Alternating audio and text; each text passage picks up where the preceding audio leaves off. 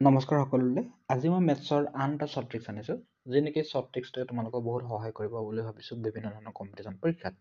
এতিয়া চোৱা, মই কিছুমান ফ্ৰেকশ্যন লৈছোঁ। ফ্ৰেকশ্যন মানে বুজিছা, ভগ্নাংশ অসমীয়াত বুলি কয়। ওপৰটোক কয় ভগ্নাংশৰ, ওপৰটোক কয় লব আৰু তলটোক কয় হৰ, বা ইংৰাজীত কয় নিউমেৰেটৰ, তলটোক কয় ডিনমিনেটৰ।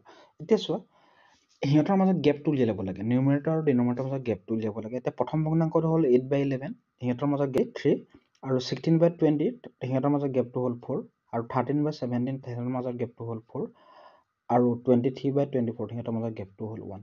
এতিয়া যে এই গেপটো পালা, সেই গেপটোৰ মাজত লসাগু উলিয়াব লাগে। তেতিয়াহ'লে 3, 4, 4 আৰু 1ৰ লসাগু হ'ব কি 12, ইংৰাজীত এলচিএম বুলি কোৱা হয়।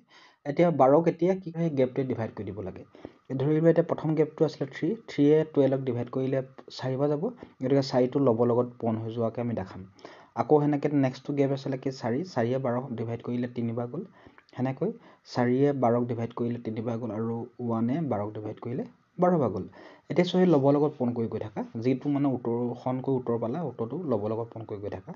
তেতিয়াহ'লে 8ৰ লগত 4 পূৰণ কৰিলে 32 হ'ব, 16ৰ লগত 3 পূৰণ কৰিলে 48 হ'ব, 13ৰ লগত 3 পূৰণ কৰিলে 39 হ'ব, আৰু 23ৰ লগত 12 পূৰণ কৰিলে কি হ'বগৈ 276।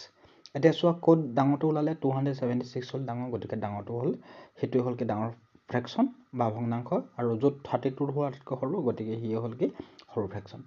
বুজিলোনে? Thank U.